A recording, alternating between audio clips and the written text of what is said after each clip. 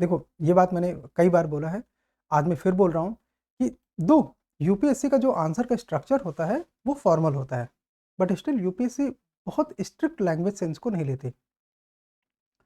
आपका फोकस किस बात में होना चाहिए कि आप इसमें से जो अपना मैसेज है, जो अपने अपने अपने थॉट हैं, व्हेन आई से थॉट इमोशन उसका पार्ट है, उसको सही से कन्वे कर पाते हो कि नहीं। तो जब भी आप बहुत स्ट्रेट लैंग्वेज में लिखेंगे, बहुत ही लेट से मेंस स्टाइल में लिखेंगे और कॉन्टेक्स्ट को एक्सप्लेन नहीं करेंगे, तो वो मार्क्स को आपको मैक्सिमाइज नहीं करेगा डिस्पाइट के डायमेंशन कवर होंगे। और अगर ऐसे में डायमेंशन भी छूट गए तो 35 से 40 नंबर एक निबंध में मिलेगा, उससे ज़्यादा नहीं मिलेगा। मान लो 40 मिल गए तो 2 ऐसे में आउट ऑफ 2 ऐसे आप कितना ले लेंगे, 80 सिलेक्शन नहीं होगा, बिकॉज ऐसे पर 50 मार्क्स आपके कम हैं। 130 135 आपके होने ही चाहिए, worst case 120 125, average 130 135, good 140 plus, extraordinary 150 plus. तो 140 से 150 के बीच में होना ही चाहिए, ऐसा मान के चलो। लेकिन अगर आपने कॉन्टेक्स्ट लिखा और डायमेंशन छूट गया, आपको लॉस नहीं होगा। लेट्स से डायमेंशन एक दो छूट गए, लेकिन कॉन्टेक्स्ट आपने अच्छे से लिखे हैं, तो आपको ऐसे में लॉस नहीं होगा। क्यों नहीं होगा? बिकॉज जब आप कॉन्टेक्स्ट एक्सप्लेन करते हो तो उससे एग्जामिनर को या इवेल्युएटर को ये पता चलता है कि that we have sense of understanding, you are not only mugged up, आपको सेंस है कि आप क्या चीज कह रहे हैं।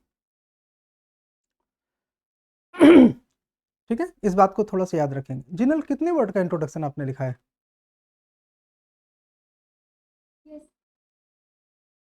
यस तो कोई नंबर नहीं होता। नहीं सर, पहले एक मैंने छोटी सी लाइन लिखी है, उसमें आपको आपको नहीं पता, आप टाइम लीजिए और मेरे को काउंट करके बताइए कितने वर्ड हैं।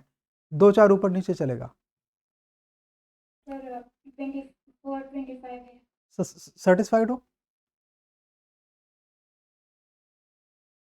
देखो डेफिनेशनल जो स्टाइल के इंट्रोडक्शन होते हैं वो माइक्रो इंट्रोडक्शन होते हैं, वहाँ भी 40-45 वर्ड्स होते हैं, सबसे छोटे होते हैं, उससे कम नहीं होता।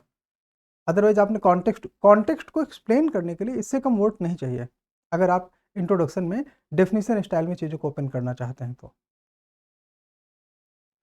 अंजनी आपके कितने इंट्रोडक्शन में वर्ड्स हैं?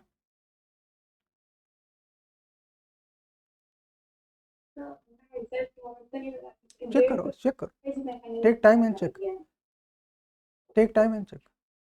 और कोई सर मेरी 170 to 180 है इंट्रोडक्शन में? Yes sir. ये भी अपने आप में अनफेयर है। मैंने आप सभी को बोला है 80-90 वर्ड लिखिए, और अगर ज़्यादा हो जाए तो 110 120 बस मैक्सिमम, इससे ज़्यादा नहीं। किसी भी केस में 1.5 पेज से ज़्यादा इंट्रोडक्शन मत लिखिए, उसका फ़ायदा नहीं है, लॉस भी नहीं है लेकिन फ़ायदा भी नहीं है। एग्जामिनर के दिमाग में होता है कि इंट्रोडक्शन में कितना मार्क्स लेके चलेगा, तो ये याद रखिए। मैंने आपसे फिर बोला कि देखो इंट्रोडक्शन अगर आप डेफिनेशनल स्टाइल का लिख रहे हैं तो वो 40-50 वर्ड में हो जाता है, बिकॉज उससे ज़्यादा डेफिनेशनल स्टाइल में पॉसिबल नहीं। नैरेटिव्स में 120 110 वो अपने आप में ज़्यादा बड़े होते हैं जब आप नैरेटिव्स लिखते हैं। जब आप कन्वर्सेशन लिखते हैं वो भी बड़े होते हैं। जब आप कोई रिपोर्ट कोट करते हैं और उसको एक्सप्लेन करते हैं तो वो बैलेंस इंट्रोडक्शन निकलता है 80-90 वर्ड्स। जब आप कोई कोटेशन लेते हैं उसे एक्सप्लेन करते हैं तो बैलेंस इंट्रोडक्शन निकलता है 80-90 वर्ड्स। आप में से किसी ने कोटेशन से स्टार्ट किया? हाँ सर, उसका 5 शब्द अलग है। आपने कोटेशन से स्टार्ट किया? Yes sir. पढ़िए। तो सर हेलो, सब लोग सुनेंगे। इंट्रोडक्शन हमारे ऐसे क्या है, हम एक बार फिर से इसको रिपीट करेंगे। ये है यूपीएससी मेंस 2025 का पेपर और इसमें सेक्शन ए का 4th ऐसे है। नेक्स्ट वीक यानी कि आने वाले मंडे से लेके आने वाले संडे के बीच में आपको ये 5th ऐसे लिखना है, मैले पानी को अकेले छोड़ने से। समझ गए ना? तो ये आप लिखे बिना बताए इसी सीक्वेंस में चलेंगे, फिर हम 2024 का पेपर खोल लेंगे। तो ये आपको हमेशा पता रहना चाहिए। इसी में से इस 4th ऐसे को हम यहाँ पे डिस्कस कर रहे हैं, वही ऐसे यहाँ पे लिखा हुआ है, the best lessons are learn through better experiences, सबसे अच्छे सबक कड़वे अनुभव से सीखे जाते हैं। ठीक है, तो ये गांधी जी के एसेंशियल टीचिंग का पार्ट है। गांधी जी ने जो बातें कही उन्हीं से ये ऐसे निकल के आ रहे हैं।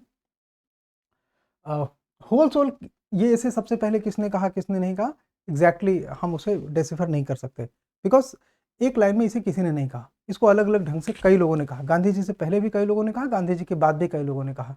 सो we emphasis because Gandhi ji से अच्छे से एक्सप्लेन करते हैं, तो हम उनको गांधी जी के हिसाब से ही समझते हुए उन्हीं की टीचिंग्स को आगे अपना एक मोरल इंसाइट लेते हुए हम इसमें आगे बढ़ सकते हैं। और कई और तरीके हैं जिसको लिखने के लिए।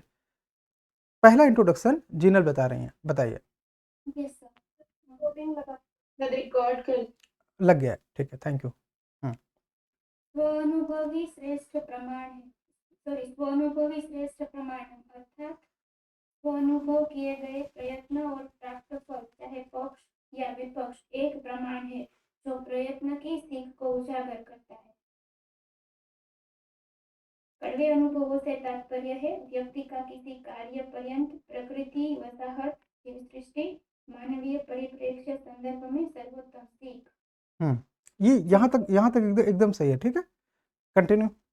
जैसे अमेरिका द्वारा जापान के 2 शहर पर किया गया परमाणु हमला मानवीयता को दहलाने वाला एक जीवन कड़वा अनुभव है। अब ये इंट्रोडक्शन यहाँ पे जैसे कहते हैं कि ये एग्जाम्पल यहाँ पे लेके चलना नॉट सो वर्दी, बिकॉज ये एज सच एक बहुत नैरो जोन में किसी एक्सपीरियंस को एक्सप्लेन करने की कोशिश करता है।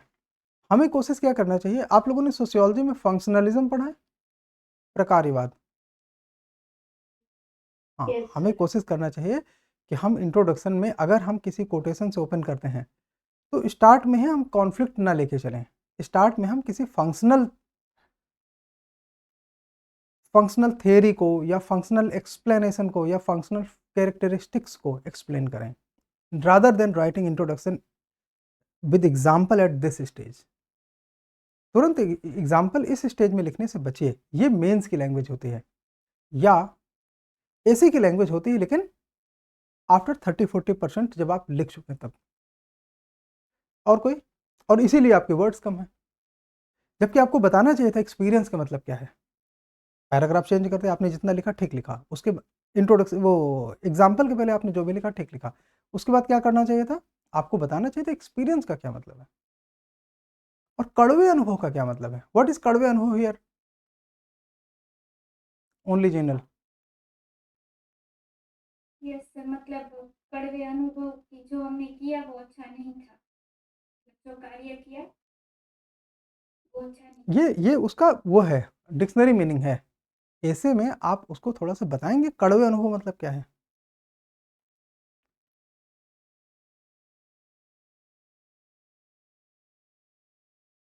आप मुझे याद दिलाइएगा, ठीक है। इसे यहाँ पे हम हाईलाइट करेंगे। जरा कम से कम 2 और इंट्रोडक्शन सुन लेते हैं। हाँ, ये अंजनी मौर्य, आप अपना इंट्रोडक्शन बताइए। यस सर, आपने वर्ड्स पूछे थे तो ये अप्रोक्सीमेट 120 थे। बैलेंस है, ठीक है। तो मैंने एक टॉलस्टॉय उनके कोटेशन से मतलब उनका कुछ मानना था, उससे स्टार्ट किया था। टॉलस्टॉय का मानना था कि सत्य का सामना करना अक्सर दर्दनाक होता है, परंतु वही मनुष्य को सबसे प्रामाणिक शिक्षा देते हैं। कड़वे अनुभव जीवन के वे समय होते हैं जो हमारी वास्तविकता। Style of writing is good. हाँ, वेट आराम से, कोई इधर हड़बड़ाहट नहीं है। लिखने का जो तरीका है वो एकदम सही है कि आपने एक कोटेशन लिखा, उसको एक्सप्लेन किया और फिर अपने ऐसे के लाइन्स कोट की। सब लोगों ने नोट किया इस बात को, दोनों बच्चों ने बात लिखी है। अभी जिन 2 बच्चों के हमने निबंध सुने इंट्रोडक्शन, उन दोनों ने इस सावधानी को बरता कि उन्होंने सबसे पहले क्या किया, एक कोट लिखा, कोट के बाद उसको एक्सप्लेन किया। हालांकि कम शब्दों में एक्सप्लेन किया, उसको थोड़ा सा बढ़ाने की ज़रूरत है। आप कोशिश करिए कि ये जो आपका फर्स्ट पैराग्राफ बन रहा है ये 30 to 35 वर्ड्स तक जाए। 25 तक जाएगा तो भी ठीक है। फिर उसके बाद पैराग्राफ चेंज करके आप बताएंगे कि ये बेस्ट लेसन, मतलब हिंदी माध्यम में, हाँ, सबसे अच्छे लेसन, सबसे अच्छे सबक कड़वे अनुभव से सीखे जाते हैं, तो इनके शब्दों को आप यूज करेंगे। ये दोनों बच्चों ने किया है। तो आप जरूरी नहीं कि हेलो बाकी सब लोग ध्यान देंगे, आप जरूरी नहीं कि आप कोटेशन लिखें ही, लेकिन अगर आपने ना भी कोटेशन लिखा हो ना, तो कोशिश करिए कि फर्स्ट पैराग्राफ एंड होते होते जो निबंध के जो आपके वर्ड्स हैं वो यूज हों, वो कनेक्टिविटी शो करते हैं। या सेकंड पैराग्राफ की शुरुआत में आप ये वर्ड यूज करिए, लेकिन जब भी ये वर्ड यूज करिए कोशिश करिए कि उसके मेन जितने कीवर्ड्स हैं उसको आपने एक्सप्लेन कर दिया हो। ये काम इन दोनों बच्चों ने नहीं किया।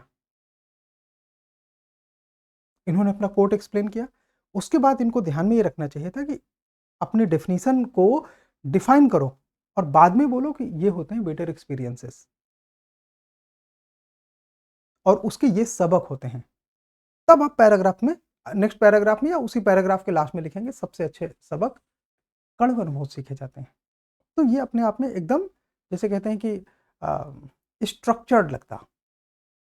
आपको मेरी बात समझ में आई सबको? Yes sir. हाँ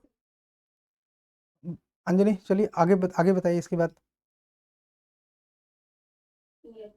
कड़वे अनुभव जीवन के ये समय होते हैं जो हमारी वास्तविक धारणाओं, कमजोरियों और सीमाओं को खोलकर रख देते हैं और यही अनुभव आत्मचिंतन, आत्मसुधार और आत्मविश्वास का मार्ग प्रशस्त करते हैं, जिससे जीवन में गहरे और स्थायी सबक सीखे जाते हैं। देन तो आगे भी पढ़ो। हाँ कि मानव जीवन निरंतर सीखने की प्रक्रिया है, चाहे वह सुखद अनुभव से प्राप्त हो या दुखद अनुभव से। परंतु इतिहास, मनोविज्ञान व समाजशास्त्र यह दर्शाते हैं कि गहरे, टिकाऊ व रूपांतरणकारी सबक कड़वे अनुभव से भी प्राप्त होते हैं। हेलो, अभी ये बैलेंस है ना, इससे पता चलता है कि हाँ ये तरीका ठीक है मार्क्स फेच करने के लिए। इसीलिए इनके थोड़े से कितने 65 में आउट ऑफ 125। Good good. हाँ जी, और किसी के 50 हैं, 50 नहीं। इसका मतलब कि 65 के बाद नेक्स्ट हाईएस्ट कितना है? अपने अपने मार्क्स बोलो।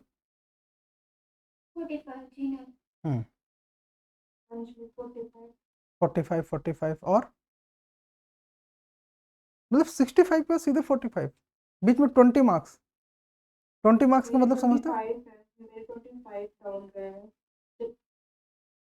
हाँ नहीं, हम अभी हमने इस ऐसे में पूछा कि 65 ये इसके अंजनी के हैं और उसके बाद नेक्स्ट स्कोर सीधे 45 है। ये वेरिएशन क्यों है? आप लोग एक दूसरे के ऐसे एक्सचेंज करिए, शेयर करिए। अगर ना ये आपस में शेयर नहीं हो रहा हो तो हमसे लीजिए और उसको पढ़िए, देखिए वेरिएशन क्यों है। ठीक है, हम इसकी सिनॉप्सिस देंगे इसी पीडीएफ में नीचे इसकी सिनॉप्सिस है, तो आपको उसमें सिनॉप्सिस ही मोर देन 1000 वर्ड्स की मिल जाएगी। तो उसमें से आप कम से कम अगर आप 50-40% आइडियाज़ लेते हैं तो भी वो आपके 1200 वर्ड्स पूरे हो जाएंगे। सिनॉप्सिस चूँकि हमको स्टैंडर्ड फॉर्म में देना होता है ताकि हर बच्चे को उसमें से कुछ न कुछ मिले, इसलिए वो सिनॉप्सिस बड़ा होता है। यूजुअल सिनॉप्सिस 200-300 वर्ड से ज़्यादा नहीं होना चाहिए जो आप लोग करते हो। ठीक है, तो जब भी आप एग्जाम हॉल में बैठोगे किसी ऐसे कि आप सिनॉप्सिस लिखोगे तो कोशिश करना कि छोटा सिनॉप्सिस लिखो, बिकॉज वो आपका वेस्ट ऑफ टाइम है। वो एग्जाम हॉल में नहीं, वो आपके मार्क्स में नहीं जाएगा, वो सिर्फ प्लानिंग है। तो और कोई अपना इंट्रोडक्शन एक्सप्लेन करना चाहता है जिसे लगता है कि मैंने अपना इंट्रोडक्शन अच्छा लिखा है?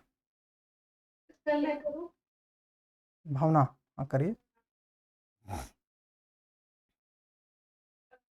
जीवन एक शिक्षक है और इसके पाठ कभी कभी मीठे नहीं बल्कि कड़वे होते हैं।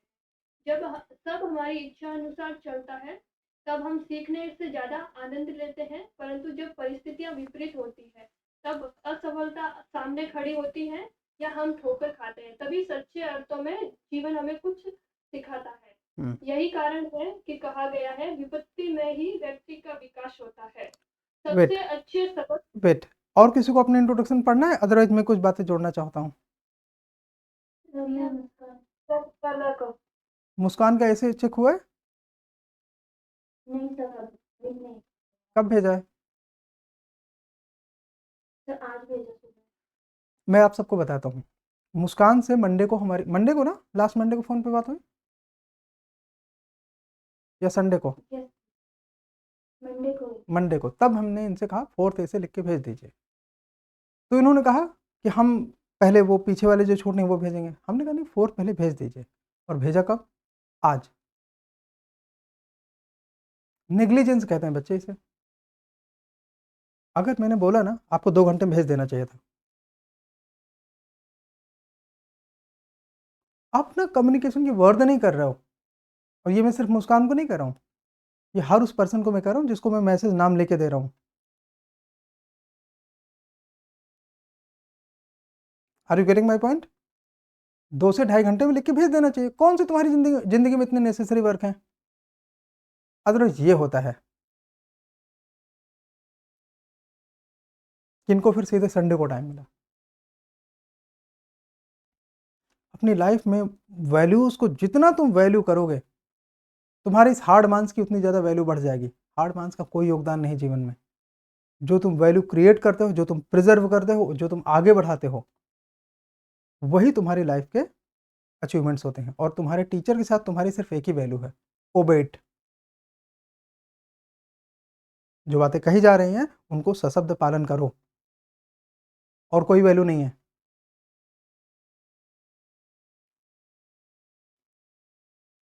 अंजलि पढ़े अपना इंट्रोडक्शन। मैं अंजलि की अंजलि का आपने अंजलि का हो गया है। ओके। मेरा इंट्रोडक्शन ये था कि कड़वे अनुभवों से ही सबक लेकर बड़ी बड़ी सफलताएं पाई गई हैं। ये हमें हर दौर समय में दिखता है। कड़वे अनुभव हमें सतर्क बनाते हैं, वे हमारे व्यक्तित्व के विकास में भी सहायक हैं। कड़वे अनुभवों से वही सीखता है जो जागरूक, सक्रिय व आत्ममूल्यांकन वेट, करने वाला। देखिए अब इन्होंने क्या किया कि इन्होंने कड़वे अनुभव कहने से पहले उसका बैकग्राउंड लिया, और ये एक अच्छा तरीका है। अब मुझे ठीक से याद नहीं आ रहा कि बाद में कहाँ कहाँ इन्होंने क्या क्या गलतियां करी कि जिससे इनको ठीक नंबर नहीं मिले। इंट्रोडक्शन अपीलिंग है, इसके ठीक पहले भावना ने भी यही किया कि उसने उसने भी एक मजा हुआ इंट्रोडक्शन लिखा। आप लोगों ने इंट्रोडक्शन अच्छा लिखा, इसकी शुरुआत आप अच्छा कर रहे हैं, ठीक। और ये कॉन्टेक्चुअल है। ये गलती उन दोनों बच्चों ने करी, जीनल ने और अंजनी ने। लेकिन अंजनी ने कवर किया, जो उसके बाद उसने एक्सप्लेन किया वो कड़वे अनुभव के बारे में ही उसने बात की। लाइनें थोड़ा ऊपर नीचे हैं, उसका उतना असर नहीं होता है, मतलब लॉस उतना नहीं होता।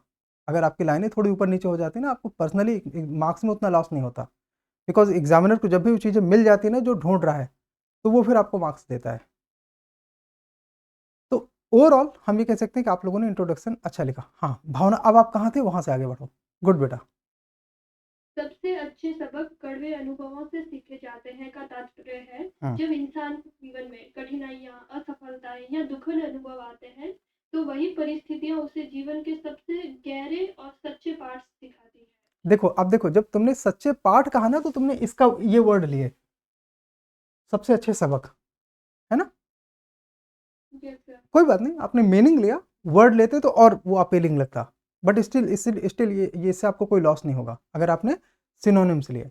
लेकिन कहाँ चूक गए, ये कहने के पहले आपको ये बताना चाहिए था। देखो यूं ही जैसे कोई कड़वे अनुभव होते हैं तो यूं ही, एक बात बताओ, जब भी आप ठोकर खाते हो तो क्या तुरंत आपको लर्निंग मिल जाती है? मैं एक स्टोरी आपको बताता हूँ। एक बच्चा जो कि इंटरमीडिएट के बाद यूपीएससी की तैयारी करने के लिए दिल्ली आना चाहता था, तो उसके घर वालों ने पहली बार इतनी दूर, गांव से शहर इतनी दूर पहली बार भेजना था, तो उन्होंने उसको बैग वगैरह सब कुछ पैक करके दिया। और उसकी दादी माँ ने कहा कुछ भी हो जाए तुम ट्रेन में किसी का दिया हुआ मत खाना, मत पीना, ठीक। तो ये सब कुछ, लेकिन इसके बावजूद भी बच्चा ट्रेन में बैठा, आसपास के लोगों ने कुछ अच्छी अच्छी बातें करी, उससे उसके परिवार से अपनी पहचान का वादा किया कि हाँ मतलब दावा किया कि वो पहचान रखते हैं, अच्छा तुम तो घर के जैसे बच्चे हो, ऐसा ऐसा। और फिर उसको उन्होंने थोड़ी सी मिठाई खिलाई और बच्चे ने मिठाई खा के अपने बैग गंवा दिए। तो क्या वो बच्चा क्या सबक सीखा कि आगे से किसी का नहीं खाना? यस, इमीडिएटली इमीडिएटली नहीं सीखता इंसान। इंसान का माइंड ऐसा नहीं है कि वो इमीडिएटली सीख जाएगा। इसके बाद वो क्या करता है, क्या होता है नॉर्मली, आत्मचिंतन।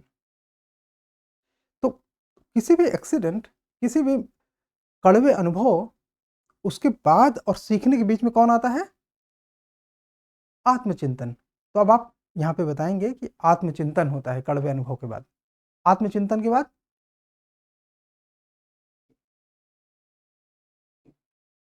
आत्मचिंतन के बाद क्या होता है? कौन सी स्टेज आएगी आत्मचिंतन के बाद? आत्मचिंतन के बाद क्या आएगा? इम्प्लीमेंट।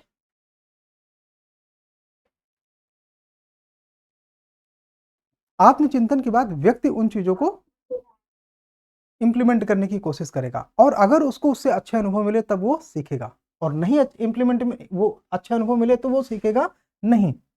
गेटिंग? Yes, sir. सीखेगा तभी जब उसको उन चीजों से अच्छे अनुभव मिलेंगे।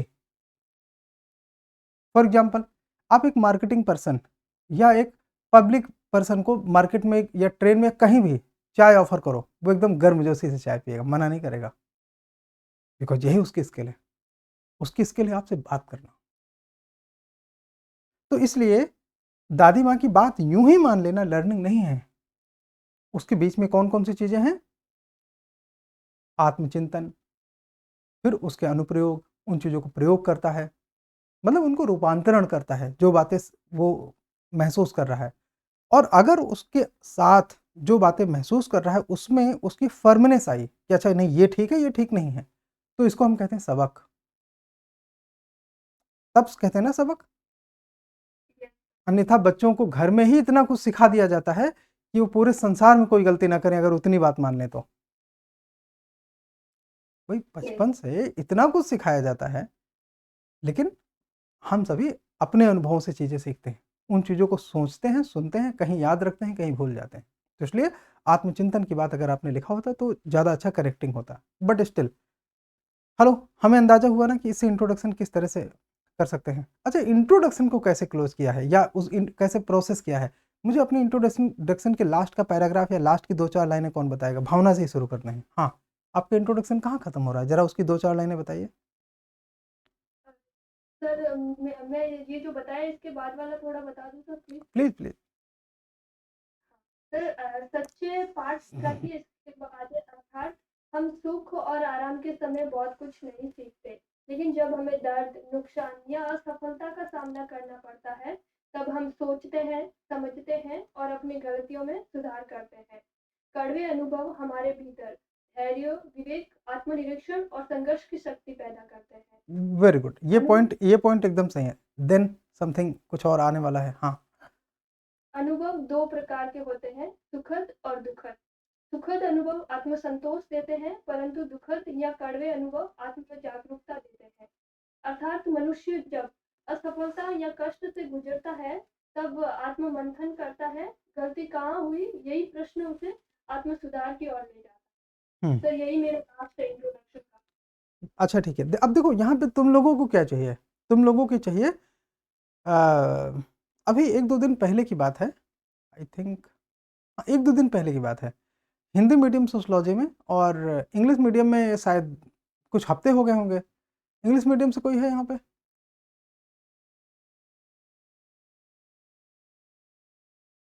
मिस्टर सक्सेना, आप थीसिस एंटीथीसिस कुछ याद है?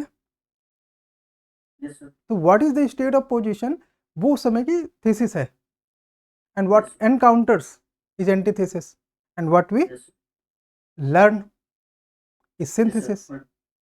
Yes, sir. तो ये बात, हेलो हिंदी मीडियम, आप लोगों से बात हुई अभी एंटीथेसिस, थीसिस, एंटीथेसिस, सिंथेसिस, उसका यूज करने के यहाँ पे स्कोप है कि हम जो करते हैं वो थीसिस है, हमको जो दुखद अनुभव मिलते हैं वो एंटीथेसिस है, और उससे जो हम सीखते हैं वो है क्या? सिंथेसिस या संश्लेषण। यस, ये मार्क्स में पढ़ा ना। मार्क्स के पहले आप नहीं पढ़ा। बेसिकली हेगल इस चीज़ पे विश्वास करता था, मार्क्स भी इन चीज़ों को अपनी लाइफ में यूज़ करते हुए आगे बढ़ा है। तो अगर आप इसके साथ अपना इंट्रोडक्शन क्लोज करते हैं तो आपने एग्जामिनर को सब कुछ बता दिया ना कि अब आप आगे कैसे क्या करने वाले हैं। और देखो, हमेशा जब किसी थिंकर को, जब किसी फिलोसोफर को कोट करते हो आप कहीं पे, या उसकी उसकी बिना नाम लिए उसकी जो टीचिंग से उनको यूज़ करते हो, तो वो क्या देता है आपको? क्रेडिबिलिटी। क्रेडिबिलिटी का मतलब ये कि ये एग्जामिनर के काटने के ऊपर की बात है, मतलब एग्जामिनर इस चीज़ में अपना दिमाग लगा के तुम्हारे नंबर नहीं काट सकता। बिकॉज कुछ भी हो, हेगल की और मार्क्स की वैल्यू किसी भी इवेल्युएटर से ज़्यादा है समझने के लिए। They are the ultimate teachers, चाहे वो हेगल हो, चाहे वो मार्क्स हो, चाहे वो वेबर हो, ये सब अल्टीमेट टीचर हैं। बाकी जो टीचर हैं वो सब इन टीचरों से सीखते हैं। तो इसलिए जब भी आप ऐसे लोगों के मैसेज को यूज़ करते हो, थीसिस, एंटीथेसिस, सिंथेसिस, तो ये अपने आप, और उसको ऐसे नहीं, उसको बताते हुए कि थीसिस क्या है, जो हम गलतियां करते हैं। किसी के लिए थीसिस का पीड़ादायक अनुभव भी हो सकता है, वो तो आपके लिखने पर है। कोई थीसिस और एंटीथेसिस की परमानेंट डेफिनेशन तो है नहीं कि आप उसको किस तरह से लेते हैं, वो तो आपके लिखने पे है। तो अगर आप जो करते हैं, जो आपकी वर्तमान समझ होती है, वो होते हैं थीसिस, और उनमें जो आप कड़वाहट महसूस करते हैं या जो कड़वे अनुभव आपको मिलते हैं, वो होते हैं एंटीथेसिस। ये बात आपको लिखनी पड़ेगी। फिर उससे आपको जो सबक मिलते हैं, जो शिक्षा मिलती है, वो होते हैं संश्लेषण या सिंथेसिस। एक बात बताओ, अब यहाँ पे आपको कोई पावरफुल कोटेशन लिखने का स्कोप है क्या? तो जो बातें हम इस क्लास में करते हैं, आप थोड़ा थोड़ा उसको लिखते जाओ, बिकॉज जब हम 15 से 20 निबंध कर चुकेंगे ना, तो उसके बाद तुम्हें चाहे जो निबंध लिखोगे उसमें आपको कंटेंट मिलता जाएगा। बिकॉज नैतिक शिक्षा अनंत नहीं है, मतलब है तो अनंत, लेकिन एक पर्टिकुलर तारीख में अनंत नहीं है, वो भविष्य में अनंत है। तो आपको इस तरह के कोट्स वगैरह या जो भी चीज़ें मिलेंगी उनको। एक बात बताओ, क्या शांत समुद्र कभी कुशल नाविक बनाते हैं? नहीं। No sir. क्या विपरीत परिस्थिति, क्या क्या अच्छी परिस्थितियां कभी कुशल योद्धा बनाते हैं? No sir. नो नहीं, सर। हमेशा आपको लिखना पड़ेगा कि हमेशा अशांत समुद्र कुशल नाविक नहीं बनाते। ये हम सभी जानते हैं, उथल पुथल वाले समुद्र जिसमें नाविकों को घनघोर परीक्षा से गुजरना पड़े, उसी से नाविक जो है मैच्योर बनता है। या योद्धा जो विपरीत परिस्थितियों में फंसे और उससे निकल के वो अपने शौर्य को दिखाए, तो उससे महान योद्धा बनते हैं। ये बात अगर हम यहाँ पे लिखेंगे और उसके बाद हम फिर इसका एग्जाम्पल ना लिखें, एग्जाम्पल लिख देंगे ना तो ब्लॉक हो जाता है वहाँ पे, फिर हमारे फ्लो में दिक्कत आएगी। तो हम एग्जाम्पल ना लिख के इस बात को लिखने के बाद इंट्रोडक्शन को मान लें कि ये इंट्रोडक्शन हमारा यहाँ समाप्त हो रहा है। अब हम इसके किसी एसेंस को, इसके किसी आयाम को लेकर मेन पार्ट में एंटर करेंगे। जैसे आपने यहाँ पे कोई हिस्ट्री का कैरेक्टर ले लिया, इतिहास का कोई चरित्र ले लिया, या एपिक का कोई कैरेक्टर आपने ले लिया, महाभारत, रामायण, कहीं से भी आपने इस तरह का कोई कैरेक्टर ले लिया, तो वहां से और उसको आपको ये बताना पड़ेगा कि कौन सी टीचिंग्स आप लेके चल रहे हैं। तो वहां से आप अपने मुख्य भाग या main part of the essay को पुश कर सकते हैं। अब मुझे मेन पार्ट में आना है, इसलिए आप मुझे बताइए कौन अपने मेन पार्ट में अपने पॉइंट्स ऐड करना चाहता है। हाँ बताइए। सर मैंने ऐसे किया है। इनकी बात सुन लेते हैं पहले, जिनल के। हाँ सर मैंने लिखा है, अनुभव के संदर्भ में दार्शनिक परिप्रेक्ष्य, सत्य, हकीकत एवं व्यावहारिकता। ठहरिए ठहरिए, इसके ठीक पीछे इंट्रोडक्शन की लाइन क्या है? इसके पीछे है कि जो सबसे अच्छे सबक कड़वे अनुभव से सीखे जाते हैं, इस उदाहरण की यथार्थता को उजागर करता है। हाँ ओके, ये ठीक है। फिर आपने मेन पार्ट में क्या लिखा अगेन? अनुभव के संदर्भ में दार्शनिक परिप्रेक्ष्य, सत्य, हकीकत। अब ये आपकी मेंस वाली, वो जीएस मेंस वाली थिंकिंग दिखाती है कि आपने दार्शनिक परिप्रेक्ष्य लिखने के लिए दार्शनिक परिप्रेक्ष्य शब्दों का इस्तेमाल किया। ये चाइल्डनेस शो करता है, गलत नहीं है।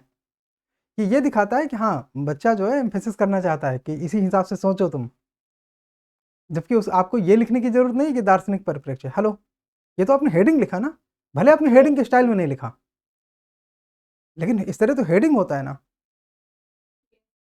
ये करने की जरूरत नहीं है आपको। आपको कोई कैरेक्टर उठाना चाहिए था, जैसे आप उठाते यहाँ पे उनका सुकरात का। सुकरात से ज्यादा कड़वे अनुभव किसी ने नहीं झेले,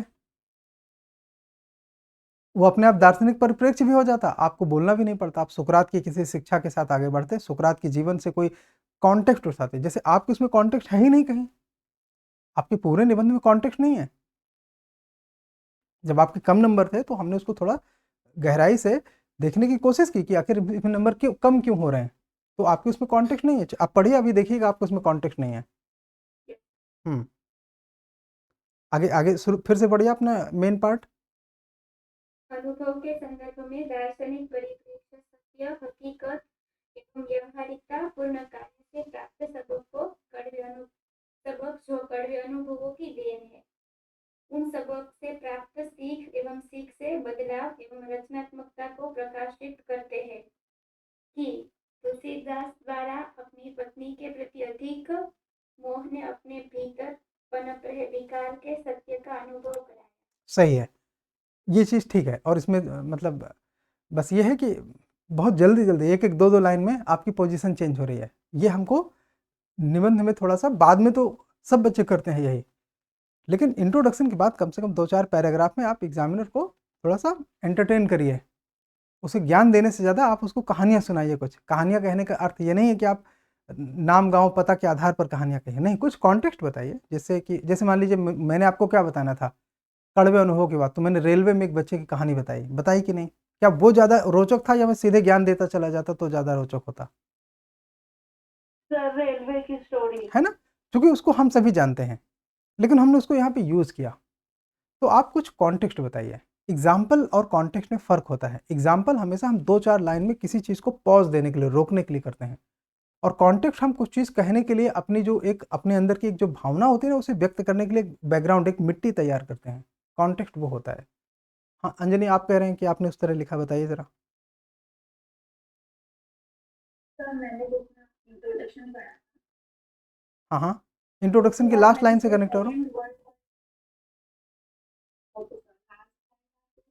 परंतु इतिहास, मनोविज्ञान एवं समाजशास्त्र एवं दर्शाते हैं कि गहरे टिकाऊ व रूपांतरकारी अनुभव हमेशा सबक हमेशा कड़वे अनुभव से ही प्राप्त होते हैं। ये मेरा लास्ट लाइन था। इसके बाद मैंने एग्जाम्पल ऐड किया था सेकेंड वर्ल्ड वॉर का, कि द्वितीय विश्व युद्ध में जैसे विध्वंसक घटना के विश्व द्वारा शांति स्थापित करने वाली वैश्विक संस्थानों की जरूरत महसूस की गई। अब देखिए क्या क्या दिक्कत है। रुको भाई, अब यहाँ पे गैप कहाँ पे है थोड़ा सा। ये बात हमने कई बार मेंस के आंसर के टाइम में भी बात की कि मेंस के आंसर के टाइम उसमें होता है कि आपने हेडिंग लिखा और सीधे उसका एग्जाम्पल लिखा, चल जाता है। जबकि हेडिंग के और एग्जाम्पल के बीच में मेथड का स्कोप होता है, डायमेंशन का स्कोप होता है कि आप उसमें लिखें। जैसे ये बात कहने के अलावा आप ये भी तो कह सकते हैं कि पीड़ा आत्मचिंतन को मजबूर करती है। पीड़ा आत्मचिंतन को मजबूत करती है। ऐसा इसलिए है बिकॉज असफलता विश्लेषण को प्रेरित करती है। विश्लेषण सुधार की प्रक्रिया का एक महत्वपूर्ण अंग है, जैसा द्वितीय विश्व युद्ध के बाद यूरोप और दुनिया के अन्य देशों ने किया। और फिर आपने जो बात लिखी उसको लिखते। Are you getting my point? अपने पेन चलाते रहो अपनी कॉपी पे। हेलो, और कोई मेरे को बताएगा जरा? प्रिया, हाँ बताइए प्रिया। कॉपी चेक है? कब भेजा? नहीं नहीं, आज वाला नहीं चलेगा। आज वाले को बस इतना है कि तुम्हारी कॉपी चेक हो जाएगी, इतने तुम्हें क्रेडिट मिलेगा। हाँ, पलक की कॉपी चेक है, बताइए Palak. Main part. Main part sir मैंने यहाँ से लिखा था, पहले मैंने एग्जाम्पल लिखा है, इसके बाद ये लिखा है, इस प्रकार इतिहास इस बात का साक्षी है कि जितने भी महापुरुषों ने महानता प्राप्त की है, उनके जीवन में कुछ न कुछ कड़वे अनुभव अवश्य रहे होंगे। इसके बाद उदाहरण है, जैसे महात्मा गांधी ने दक्षिण अफ्रीका में भेदभाव के कटु अनुभव सहे, उसी ने उन्हें सत्याग्रह ये बेटा जब हम आयाम लिखते हैं ना, तो आयाम के अंत में ये चीज़ आती है। जैसे मान लीजिए आपने ऐतिहासिक आयाम लिखा, उसके अंत में ये चीज़ आएगी। जैसे मान लीजिए आपको लिखना था, अपने इंट्रोडक्शन की लास्ट लाइन पढ़ो, लास्ट की 2 लाइनें। सर एग्जाम्पल है पूरा। इंट्रोडक्शन में भी एग्जाम्पल है? हाँ सर, अरे नहीं मैंने सर कोर्स से स्टार्ट किया। नहीं, वो अभी उस पर फिर हम बात कर चुके हैं। आपने देखो, गलत निबंध में कुछ बहुत गलत नहीं होता है, लेकिन बात बेहतर की है। और कोई?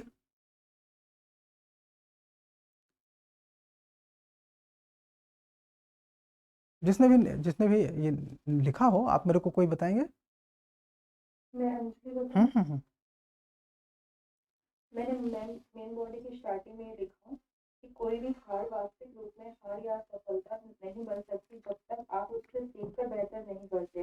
जब आप हार से सबक लेकर अपना लक्ष्य प्राप्त करते हैं तब वो अच्छे आप अनुभव में सभी को बदलता है। बिल्कुल क्लियर मैसेज है कि ऐसे फिलोसॉफिकल एसेज में, ऐसे ऐसे नैतिक शिक्षा से भरे निबंध में नकारात्मक बातें आधे निबंध के पहले नहीं आनी चाहिए, असफलता या ये सब बातें, ठीक है। इनको कोशिश करिए कि कहीं लाइन के छूटते हुए हिस्से में आ जाए, बाद में वो एडजस्टेबल होता है, पैराग्राफ की शुरुआत में, प्रमुख लाइन में, प्रमुख विचार में, इन चीज़ों से थोड़ा सा बचेंगे, असफलता और असफलता के बारे में जो बातें हमको कहनी है, ठीक है ना, इसको थोड़ा सा ध्यान रखेंगे। क्या रह रहा है ये सबके निबंध में, ये इस बात का हमको आत्मचिंतन वाले भाव को किसी ने नहीं लिखा है, जबकि अगर आप आत्मचिंतन वाले भाव को लिखते तो आप उसमें ये बताते कि आत्मचिंतन, विश्लेषण, विश्लेषण के बाद कि कैसे हम उन परिस्थितियों के प्रति धैर्य और साहस के साथ सबक लेते हैं और उन शिक्षाओं के आधार पर हमारे जो आने वाले निर्णय हैं वो उनको प्रेरित करते हैं। अब उदाहरण फिर आ जाएगा, जैसे ये इसने अच्छा लिखा था अंजनी ने, तो अंजनी ने फिर क्या करना चाहिए, उसके बाद बताना चाहिए कि फिर क्या हुआ, दुनिया के सारे देश बैठे, उन्होंने एक असेंबली बुलाई, या आप उसे काउंसिल भी कहते तो उससे हमें तो समस्या नहीं थी, या एक सभा बुलाई, मीटिंग बुलाई, आप इस तरह की शब्दावली लिखते थे, ठीक है। जिसने क्या किया, जिसने क्या किया, अब जज्बात को खोलो मत कि उसको तुरंत आप यूनाइटेड नेशन लिख दो, रोक के रखो, अपनी बात कह लो, पहले एग्जामिनर को ढूंढने दो कि आप कहना क्या चाह रहे हो। तो उस सभा ने वैश्विक शांति के लिए क्या किया, नवाचार, सुधार, इन चीज़ों को प्रेरित किया ताकि इस तरह के वैश्विक संकटों से निपटा जा सके। गेटिंग ना, तो हमारा फ्लो बनता, आपका उदाहरण भी पूरा चल रहा है साथ में। अच्छा, जरूरी नहीं कि एक उदाहरण एक लाइन में कह के छोड़ दिया जाए, आप एक उदाहरण के एक हिस्से को कहिए, फिर कहानी कहिए, आई मीन कि फिर मैसेज कहिए, अपना जो भी जो सार वो अपना ऐसे का जो मेन पॉइंट है वो कहिए, और फिर अपने उसी उदाहरण में आगे आ जाइए। ऐसा पॉसिबल है, एक आयाम में ऐसा किया जा सकता है, ठीक है।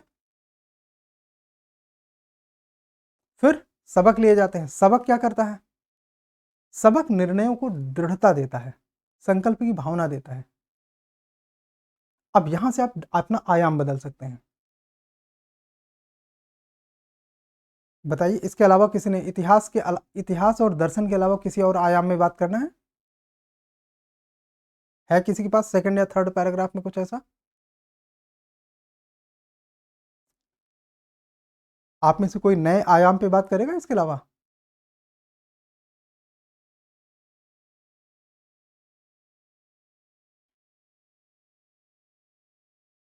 क्लास खत्म?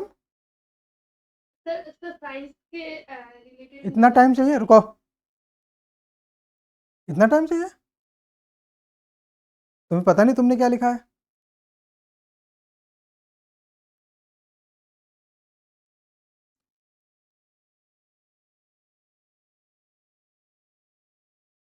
हम्म, ये भावना कह रही है ना, भावना, हाँ।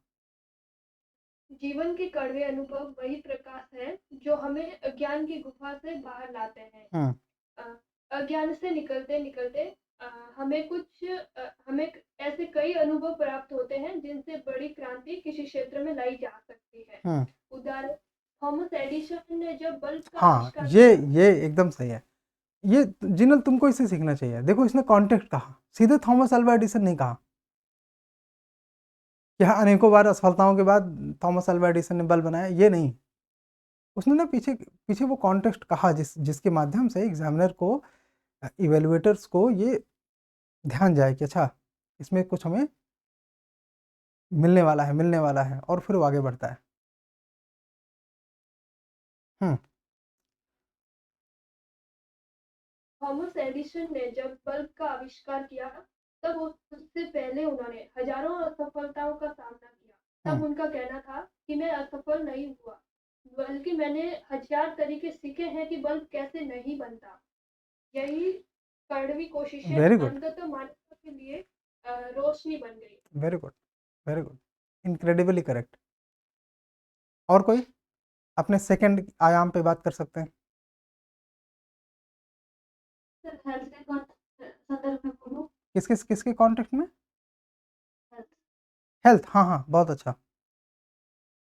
इस कड़वे अनुभव और अच्छे सबक को स्वास्थ्य के संदर्भ में देखें तो एक व्यक्ति जो अपने दिनचर्या का पालन ठीक से नहीं करता, जिससे वो स्वास्थ्य व्यथा का सामना करता है, अर्थात स्वास्थ्य ठीक न रहना कड़वे अनुभव है। इसलिए यह व्यक्ति ने अपने दिनचर्या में परिवर्तन किए, जैसे सरकारिया नियम का पालन करना, व्यायाम करना तथा खान पान सुधारना। इसके नियमित सेवन से वो व्यक्ति स्वस्थ रहने लगा, तो उसने एक अच्छा सबक लिया।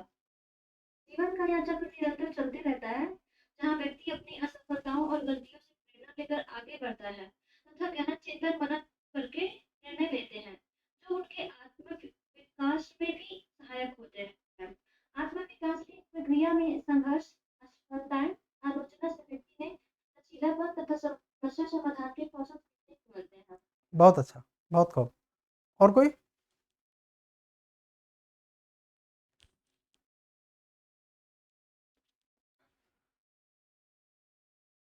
सर मैं पढ़ूं पलक? हाँ प्लीज पढ़िए। और बाकी जिनका कुछ नहीं है ना, वो बाद में रिकॉर्डेड क्लास देखना, मत अपना टाइम और यहाँ हमारा मोमेंटम खराब करो। क्विट। वास्तव में जो लोग कड़वे अपना अनुभव रुको, जो लोग अपना निबंध इधर लिख के और पढ़ के आए हैं, नकल वकल नहीं किया होगा, तभी तुम बात कर पाओगे। इसीलिए मैं पहले निबंध लिखा रहा हूँ।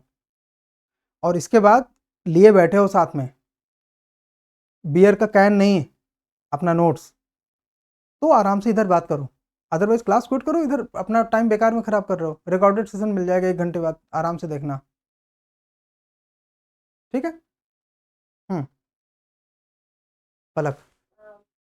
वास्तव में कड़वे अनुभव भी हम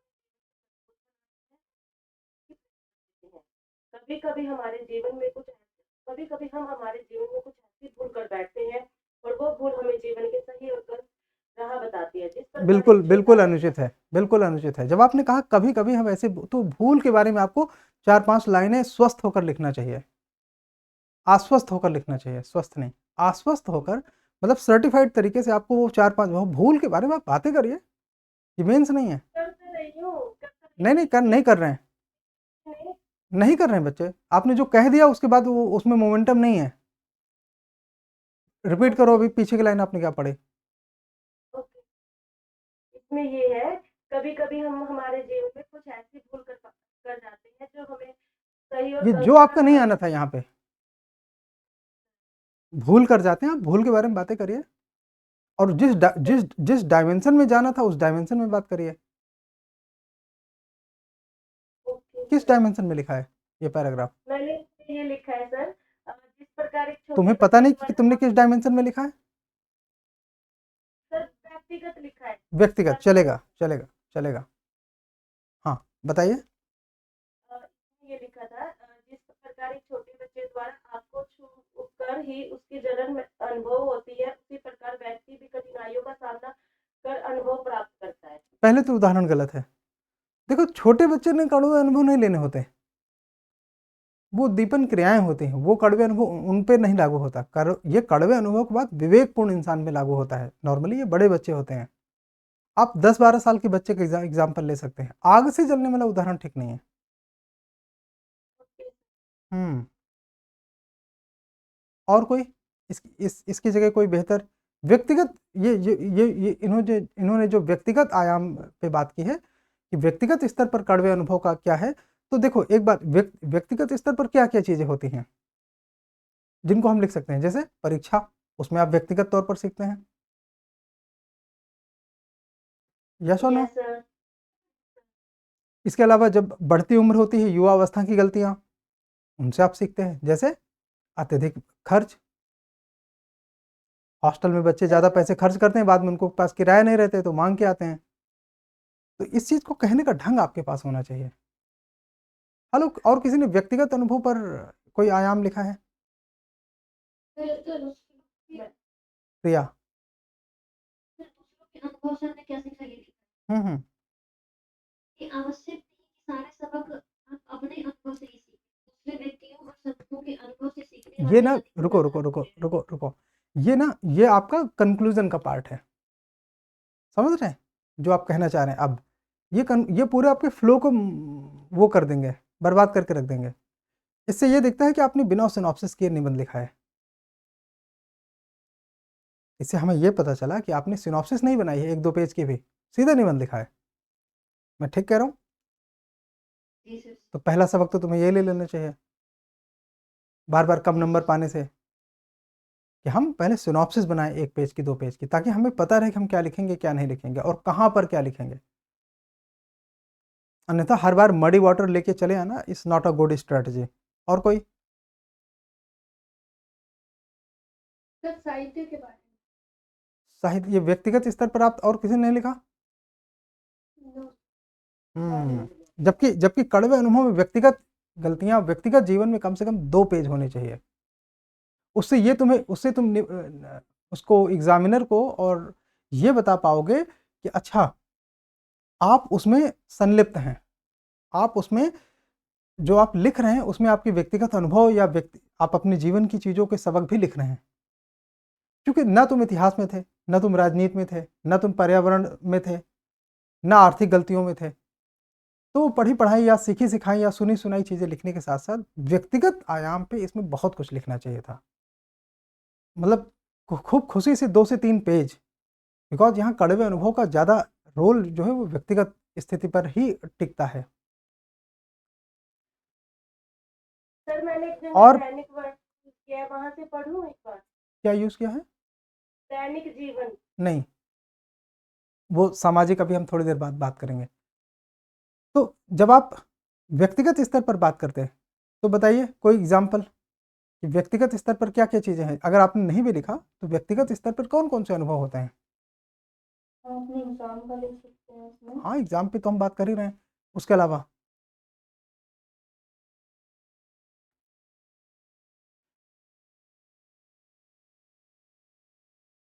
और उदाहरण भी इसमें बहुत मिलने हैं। जाहिर सी बात है, दुनिया के आधे सारे के सारे हीरोज जितने हैं वो व्यक्तिगत स्तर वाले ही हैं। व्यक्तिगत अनुभव। मुस्कान, हाँ। एग्जाम्पल बताना है कि व्यक्तिगत नहीं, आपने व्यक्तिगत उस आयाम पे कुछ लिखा है?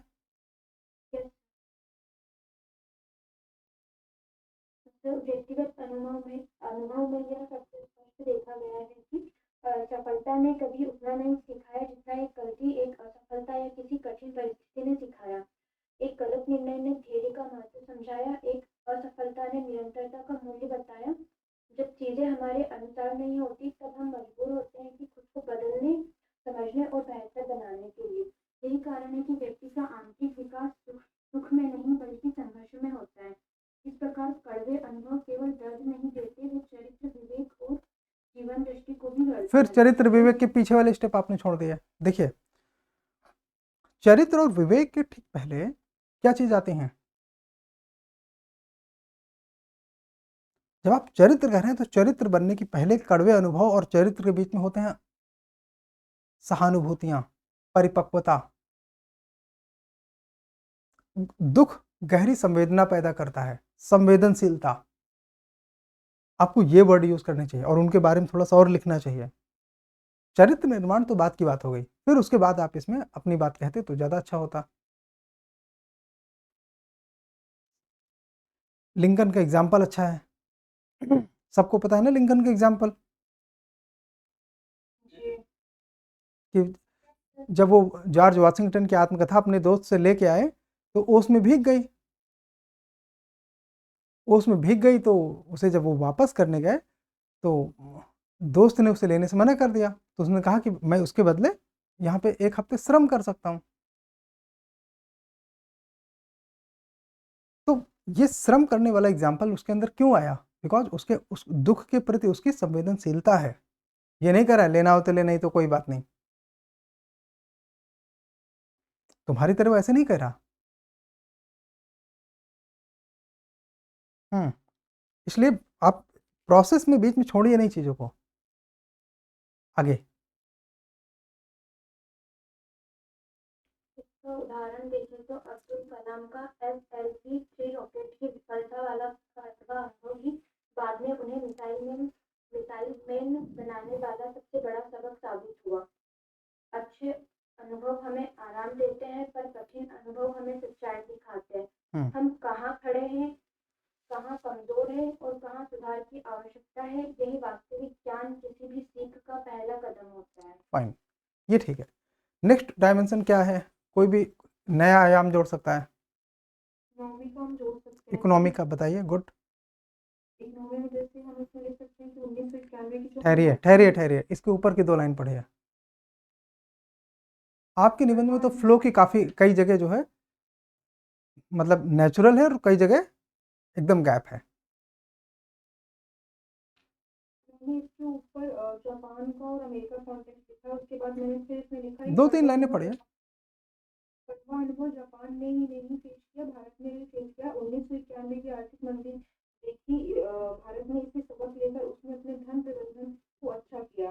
वहीं हम बात करें 1927 की आर्थिक मंदी अमेरिका की, जिससे अमेरिका ने सबक लिया, कड़वे अनुभवों से गुजरा और सबक मिला, और उसने ये सबक लिया कि अर्थव्यवस्था को पूरी तरह अब देखो, अब इसमें थोड़ी गलती क्या है कि आपको जब पता है कि 1927 पहले आएगा 1991 से, तो आप पहले अमेरिका का अनुभव लिखिए।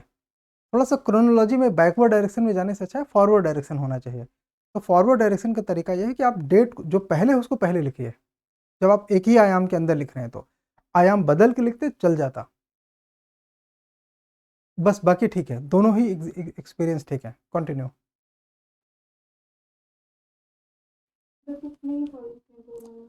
तो कॉन्टेक्स्ट की आपने लाइनें लिखी और कोई आपने उसको एक्सप्लेन नहीं किया। मैंने ओनली एग्जांपल लिखा, फिर मैंने नेक्स्ट उसमें आगे मैं चैप्टर वाले में मतलब आपने आयाम ही स्विच कर दिया। तो इकोनॉमी डायमेंशन में तुम्हारे 30-40 शब्द भी नहीं है। नहीं, 30-40 कहाँ है 30-40? आपने 30-40 तो नहीं पढ़े। पूरा इकोनॉमी डायमेंशन फिर से पढ़िए।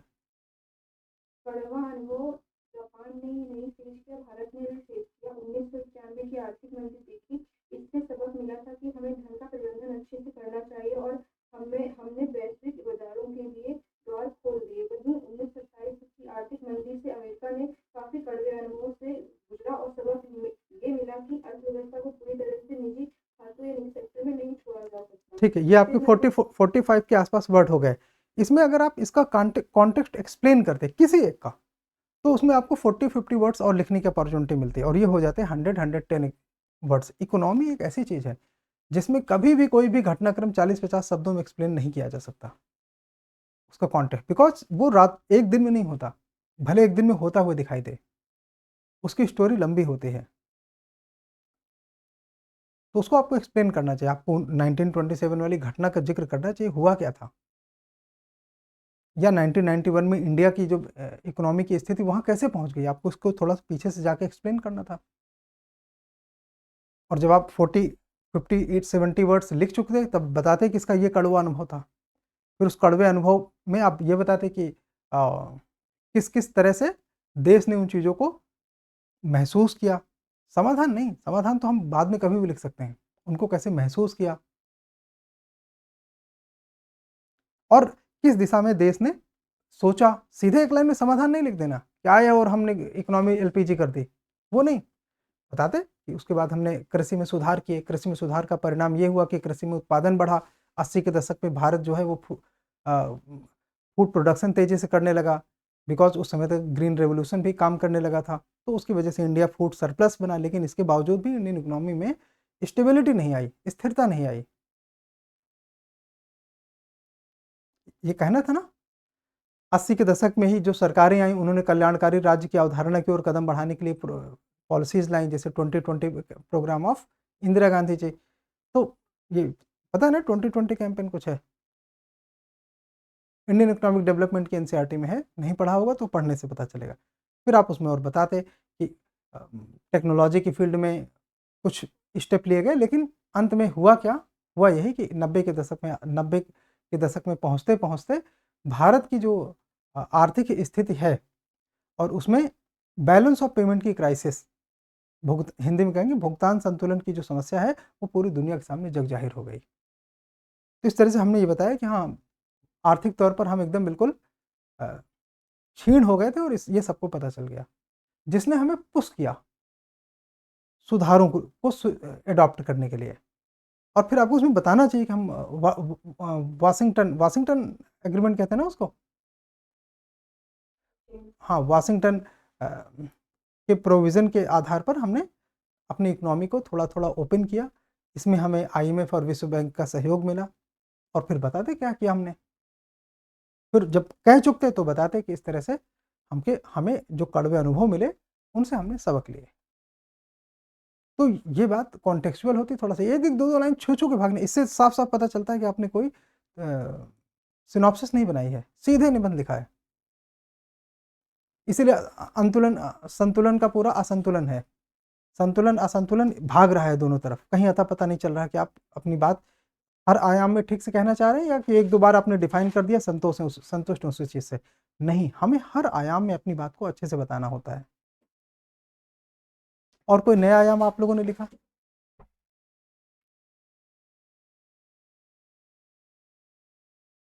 सर प्रशासनिक लिखा है। हाँ बताइए। एक सेकंड सर, वॉइस से तब तक और कोई?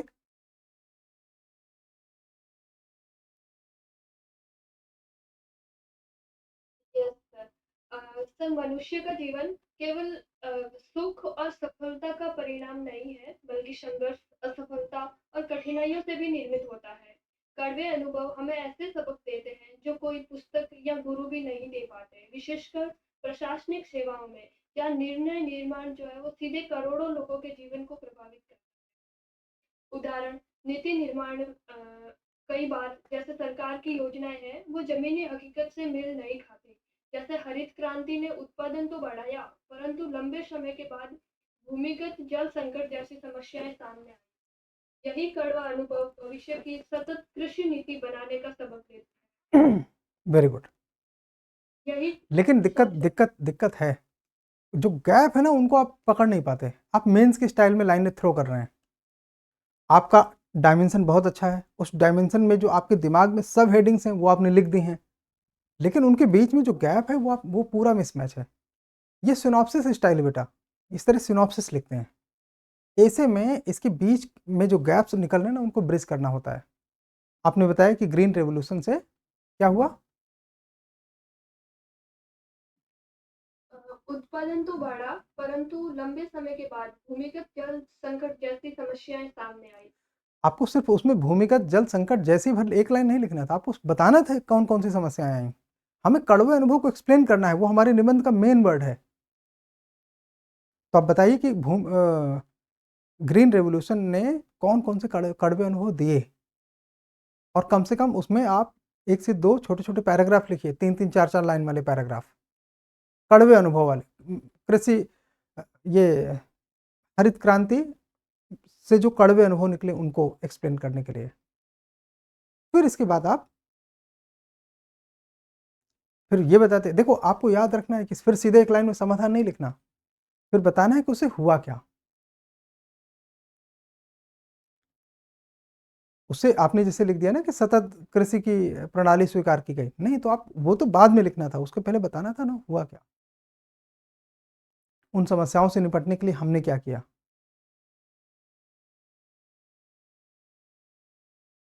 सर इसमें ये लिख सकते हैं ना कि जैसे मिट्टी की गुणवत्ता है उसका क्षरण हुआ, जल हाँ, प्रदूषण कमी या जो जैसे कीटनाशकों और उर्वरकों के कारण जल स्रोत में मतलब प्रदूषण हुआ। जल स्रोत में सिंचाई से प्रदूषण हुआ, जैसे कि पश्चिम उत्तर प्रदेश में आगरा मथुरा क्षेत्र में इस तरह की चीज़ें देखी जा सकती हैं। उसका एग्जाम्पल भी वहाँ आना है जो बात आप कह रहे हो। ग्राउंड लेवल नीचे चला गया, जैसे हरियाणा में हम देख सकते हैं, हरियाणा पंजाब में कहीं कहीं पर ग्राउंड लेवल 300 फीट से नीचे है, ग्राउंड वाटर लेवल। तो वो आपको वहाँ पे एग्जाम, फिर आप उसमें आगे आते, ये कड़वे अनुभव एक तरीके से आप स्थापित कर रहे हैं। देन उसके बाद आप बताते कि इन चीज़ों इन कड़वे अनुभवों से किसानों ने और सरकार ने क्या सीखने की कोशिश की। तो उनको आप हिंट्स में पहले शुरू करते हैं कि जैसे मिट्टी के अनुकूल फसलों को अडॉप्ट किया गया। कुछ एक उदाहरण लिखते कि मिट्टी के अनुकूल कौन कौन सी फसलों को बढ़ावा दिया गया, तो उसमें आप बताते जैसे मिलेट क्रॉप्स। और मिलेट क्रॉप्स को बढ़ाने के लिए सरकार ने क्या किया,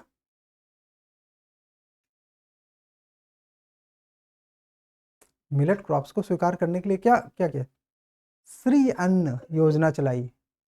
एक आध लिखते ना, श्री अन्न नाम की एक योजना है गवर्नमेंट ऑफ इंडिया के। यस हाँ जी, वो मिलेट को लेकर है, मिलेट को ही श्री अन्न कहा गया। या ये तो मान लो बहुत लेटेस्ट हो गई, थोड़ा पीछे की कोई योजना उठाते, या सिंचाई के लिए सरकार ने अगर कोई मान लो अल्टरनेटिव विकल्प दिए तो आप उसमें बताते। या सिर्फ यही थोड़ी ना समस्या थी, एयर पोल्यूशन भी समस्याएं थी, तो आप उसको उसके हिसाब से आगे बढ़ते। तो एयर पोल्यूशन को काउंटर करने के लिए सरकार ने क्या किया, सब्सिडाइज्ड मशीनें, जिससे कि पराली जलाने जैसी समस्याएं ना उत्पन्न हो। तो आप मतलब इन चीज़ों को धीरे धीरे, फिर बाद में आप ये बात कहते हैं कि हाँ, इस तरह से सरकार ने सतत कृषि प्रणाली को, उसके महत्व को समझा, और फिर उसका विस्तार करने के लिए फिर आप ग्रीन एग्रीकल्चर और ऑर्गेनिक फार्मिंग, इस तरह की चीज़ों के बारे में थोड़ा थोड़ा बात करते, तो वो आपका आराम से निबंध की तरह 80, 90, 100, 120 शब्दों में वो बात करता। ये ठीक है। यस हाँ, और इसके अलावा कोई और डायमेंशन या हो गया आप लोगों का? सर, साहित्य में लिखा है। और कोई साहित्य में बात करेंगे, गलतियों के दोहराव से सबक। वो बात की बात है। और कोई? सर, भारत के कंटेक्स्ट में लिखा है। भारत के कंटेक्स्ट में सुन सकते हैं, हाँ बताइए।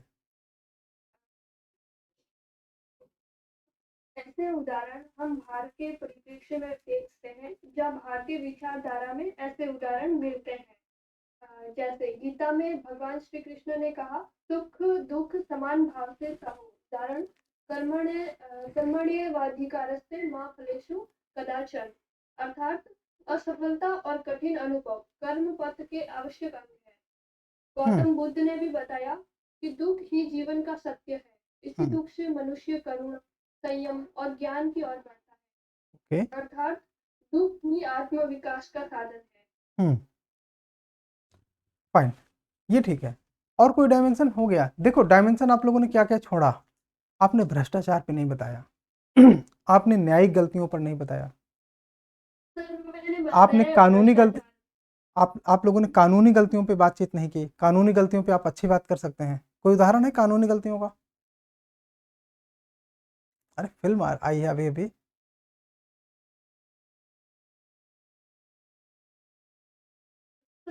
2G घोटाला और कोयला घोटाला के बारे में। वो भ्रष्टाचार का एग्जाम्पल आएगा, है ना, वो भ्रष्टाचार के डायमेंशन पे उसको आप लिख सकते हैं।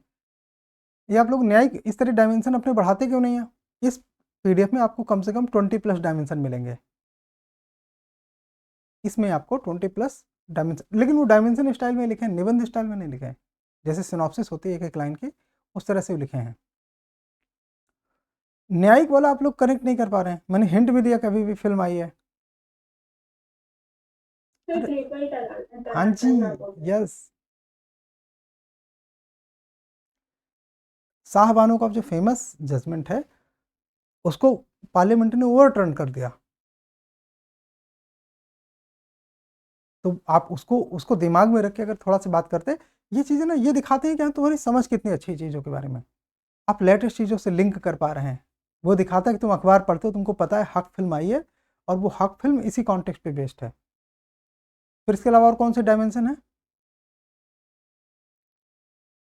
तो मैंने एक नीतिगत कमियों के बारे में, जो गवर्नमेंट द्वारा रूल वगैरह बनाए जाते हैं उसमें जो कमियां होती है उससे सुधार करके हम इस पे बात कर नए चुके रूल हैं, बनाए जाते हैं, नीतिगत पे तो हम मैंने नीतिगत पे हमने बात किया। अभी ग्रीन रेवोल्यूशन जो चल रहा था वो हमने बात किया नीतिगत में, तो वो तो ठीक है। अगर मान लीजिए कोई एग्जाम्पल आपके पास ज़्यादा अच्छा है तो वो तो ऐड किया जा सकता है, लेकिन वो हम डायमेंशन बात कर चुके हैं। कोविड-19 का इसमें लिया है। कोविड-19 के बाद जैसे मतलब हेल्थ सेक्टर में जो सुधार हुए, उसका डिजिटलीकरण हुआ, वो लिखा था। ओके ओके, वो पॉलिसीज हम बात कर चुके हैं। एग्जाम्पल दूसरा हो सकता है, ठीक है। और कॉर्पोरेट सेक्टर की गलतियों के बारे में आप लिख सकते हैं। जैसे आपको पता है कि पहले कोडैक के कैमरे आते थे, बड़े फेमस थे, कहाँ गायब हो गए? पहले एक मोबाइल बहुत अच्छा आता था नोकिया का, कहाँ गायब हो गया? नोकिया आता था ना? Yes sir. तो इन लोगों ने क्या गलतियां करी? इन्होंने इन्होंने अपनी असफलता से सीखा नहीं। एक कंपनी थी अभी मोबाइल की फील्ड में बात कर रहे हैं तो वहीं पे याद आ रहे हैं, जैसे कि माइक्रोमैक्स। माइक्रोमैक्स इस तरह की कई सारी कंपनियों की असफलता के बारे में आप लिख सकते हैं कि कैसे इन लोगों ने, अनिल अंबानी की कंपनी थी रिलायंस कम्युनिकेशन, उसकी असफलता। तो इन लोगों ने सीखा नहीं। आप इनको मतलब बताते कि हाँ कहाँ कहाँ ये गलती कर रहे हैं।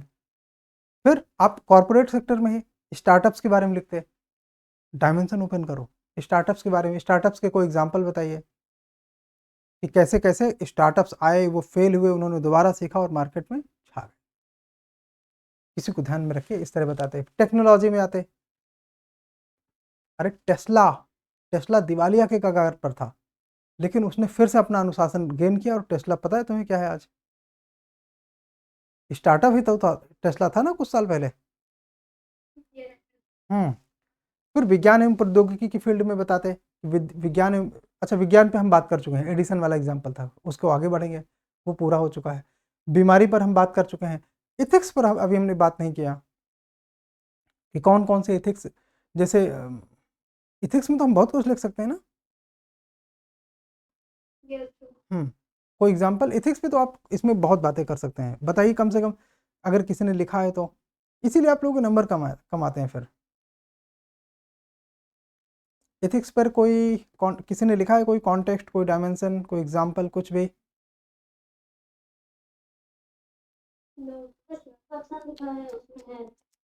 हृदय परिवर्तन, हर निबंध में सम्राट अशोक आएंगे। हृदय परिवर्तन, इससे बड़ा कौन सी नैतिक शिक्षा हो सकती है? धमकिन बीती। हाँ जी, हृदय परिवर्तन हुआ ना। यस मैं आपसे बता रहा हूँ, देखो गांधी जी, गौतम बुद्ध, सम्राट अशोक, ये तुम चाहे जो एथिक्स का ऐसे लिखोगे या फिलोसॉफिकल ऐसे लिखोगे, ये फिट बैठेंगे कहीं ना कहीं। आप इनके बारे में लिख सकते हैं। सोशलॉजी के स्टूडेंट हो ज़्यादातर, समाजशास्त्र के आपने डायमेंशन नहीं लिखे। सर एजुकेशन पे हम सावित्री बाई को लिख सकते हैं। लिखा है कि नहीं ये बताओ, सकते मत बताओ। लिखा है सर, लिखा है। लिखा है, लेकिन मेंस की तरह एक एक लाइन में लिखा है, और वो भी मतलब एक लाइन में सावित्री बाई लिखा और फिर एग्जाम्पल लिखा है ज्योतिबा का। मैं ठीक कह रहा हूँ? हाँ, इसीलिए तुमको वहाँ पे तुमको ठीक से नंबर नहीं मिले, जंप कर गए हैं। अंबेडकर से ज़्यादा अच्छा कड़वे अनुभव किसने झेले हैं? उनका भी एग्जाम्पल लिखा। नाम भर लिखा है। Yes sir. जबकि काम लिखना चाहिए था कम से कम 1 से 1.5 पेज में। और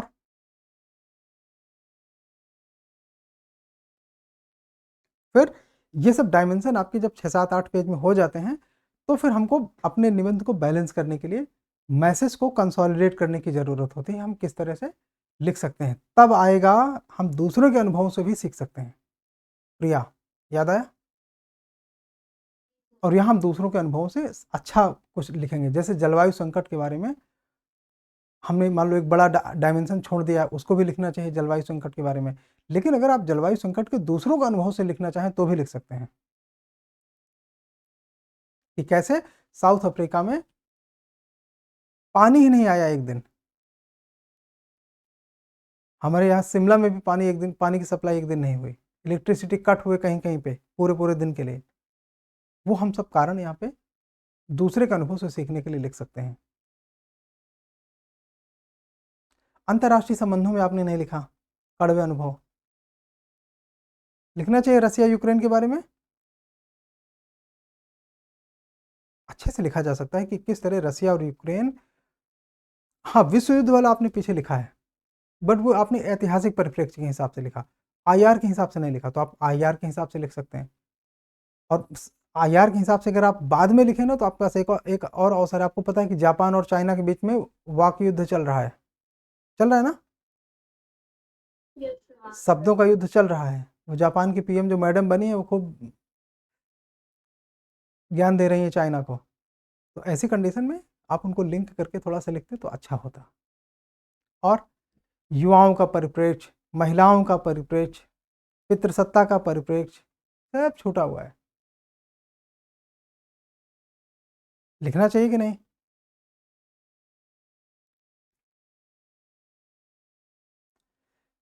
ये सब चीज़ें आप लिखिए, फिर इसके बाद आप इसमें कंक्लूड करने के लिए छोटा सा आप मतलब कंक्लूजन करिए। और एक और चीज़ है, निबंध में आप बीच बीच में फ्लो चार्ट बना सकते हैं।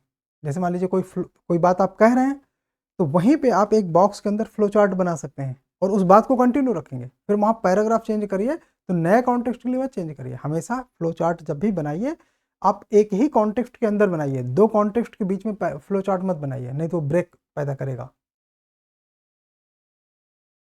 और कोटेशंस कुछ बताइए, कुछ कोटेशंस याद आ रहा है? अनुभव ही सभी चीज़ों का शिक्षक है, ये कोटेशन किसका है? जूलियस सीजर का। कंक्लूजन में एक फ्लो चार्ट आप बना सकते हैं, जैसे पीड़ा, फ्लो में एरो लिखेंगे, चिंतन, फिर अंतर्दृष्टि, फिर सुधार, फिर प्रगति। इस तरह से आप कुछ फ्लो चार्ट आप और ऐड कर सकते हैं। ठीक, अरे अच्छा निबंध लिखोगे कि नहीं, और या बस 40-45 में ही संतुष्ट हो? नहीं सर, ये सर मेरा निबंध अभी चेक नहीं हुआ है, दोबारा लिख कर भेज दूं? कब आपने भेजा? आज ना? रात को 3 बजे। वो जो हो गया, उसमें हम देखेंगे, अगर दोबारा लिखने लायक होगा तो आपको बोलेंगे दोबारा लिखने के लिए। बाकी अगर आप 6 बजे तक भेजना चाहें तो भेज दीजिए। सर 7:30 हो रही है अब तो। अच्छा सॉरी, अच्छा आज तो हम लोगों ने 6 बजे शुरू किया है, मतलब 4-5 घंटे हमारी साइड से डिले है। तो चलो तुम आज की रात तक भेज दो, 12 बजे तक भेज दो, हो जाएगा। हाँ आज हमारी साइड से लेट है, आज नेटवर्क नहीं था, नेटवर्क आज नहीं कल से नहीं था, कल से नेटवर्क कल भी नहीं था और आज भी नहीं था। फिर यहाँ पे भी थोड़े कड़वे अनुभव मिले, लेकिन इससे अभी हमने कुछ सीखा नहीं है। क्यों नहीं सीखा? हमने उनसे बात किया थोड़ा सा, तो उन्होंने बता दिया कि इकोनॉमी सिकुड़ रही है, यूजर घट रहे हैं, सर्विस प्रोवाइडर कम हो रहे हैं। तो हमने कहा मतलब आर्थिक मंदी की ओर आप लोग जा रहे हैं? कह रहे नहीं सर, हमारी तो आर्थिक मंदी 1 साल से चल रही है, अब तो बस जैसे तैसे काम नहीं। सर्विस प्रोवाइडर के हाल चाल है। सर इस निबंध के अंदर क्या हम धर्म को भी लिख सकते हैं? हाँ हाँ बिल्कुल, अरे धर्म आपके व्यक्तिगत जीवन का बहुत बड़ा एस्पेक्ट है। व्यक्तिगत और सामाजिक जीवन दोनों। व्यक्तिगत जीवन और सामाजिक जीवन में धर्म में अंतर ये होता है, सामाजिक जीवन में धर्म वो है जो डरखाइम ने कहा। व्यक्तिगत जीवन में धर्म क्या है?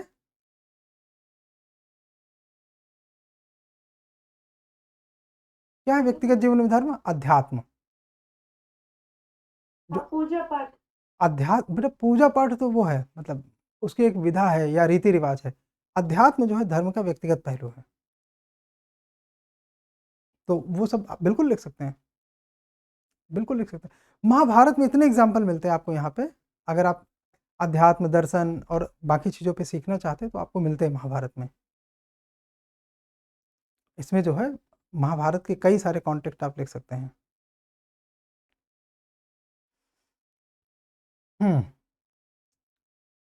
तो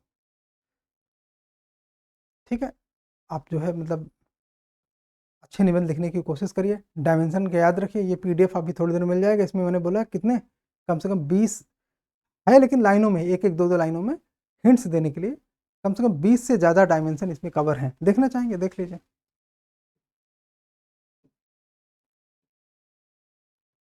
देखिए हिंदी में आप लोग ज़्यादा हैं ना, हिंदी में देख लीजिए।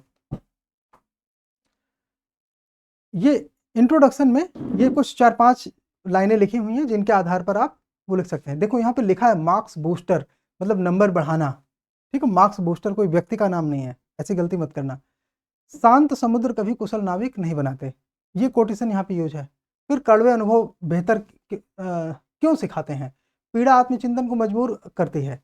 तो अब वो जो 2 पॉइंट में लिखा ना, तो 2.1, 2.2, 2.3 इस तरह से हम ना डायमेंशन ओपन करने की कोशिश कर रहे हैं। तो हम मेन पार्ट में जब आ रहे हैं तो इस तरह से हम इसको बढ़ाते हैं।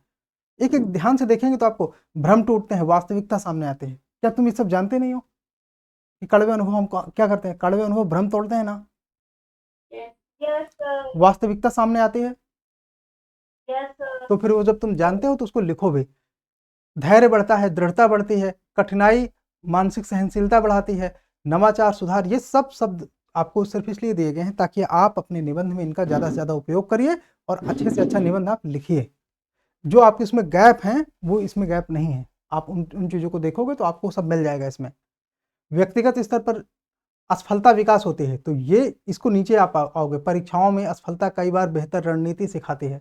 उद्यमी बार बार असफल होकर मॉडल सुधारते हैं, तो आप अपने डायमेंशन इस तरह बढ़ाओ। हानि सहानुभूति और परिपक्वता, दुख गहरी संवेदनशीलता पैदा करती है। युवा अवस्था की गलतियां, धन प्रबंधन, स्वास्थ्य, समय अनुशासन, ये सब जो युवा अवस्था में आप लोग महसूस करते हैं उनके बारे में आपको पता है। यूपीएससी की तैयारी करने आते हैं और फिर उनको कोई न कोई ज्ञान देता है कि बियर पी के अच्छा कंसंट्रेशन बनता है, तो वो फिर रोज़ बियर पीने लगते हैं और रात में फिर 8-8, 9-9 घंटे डिस्कशन करते हैं। सुबह 11 बजे जगते हैं, 2 बजे चाय पीते हैं और 4 बजे ब्रेकफास्ट करते हैं, रात में 10 बजे वो लंच करते हैं। तो ये जो है अनुशासनहीनता है, तो वो उस पर सुधार आता है। फिर आप लोगों ने कई सारे सिमिलर एग्जाम्पल लिखे हैं, बहुत अच्छी बात है। युद्ध से सीखना आप लोगों ने लिखा, अच्छी बात है। द्वितीय विश्व युद्ध ने यूएन, IMF, वर्ल्ड बैंक ये सब बनाया, आप लोगों ने लिखा, यस सर, मैंने लिखा है। लिखा है, बहुत अच्छा। फिर आर्थिक मंदी, कल्याणकारी राज्य, ये सब भी आप लोगों ने, कई लोगों ने लिखा है। कोविड कई लोगों ने लिखा है। शासन प्रशासन में आप लोगों ने लिखा, आपने यहाँ पे उदाहरण जैसे भोपाल गैस त्रासदी, यहाँ पर एनजीटी की मजबूती को बल दे रहा है। तो हालांकि आपने दूसरा लिखा ग्रीन रेवोल्यूशन, हरित क्रांति, वो भी अच्छा है, जरूरी नहीं कि ये उदाहरण आप लिखो। फिर 26/11 तटीय सुरक्षा और एनएसजी पर विचार करता है, हमारे देश में हुआ है। अरे 26/11 ताज पर अटैक जो हुआ था, आमिर अजमल कसाब, तो वो सब आप लिखते हुए फिर आगे आएंगे।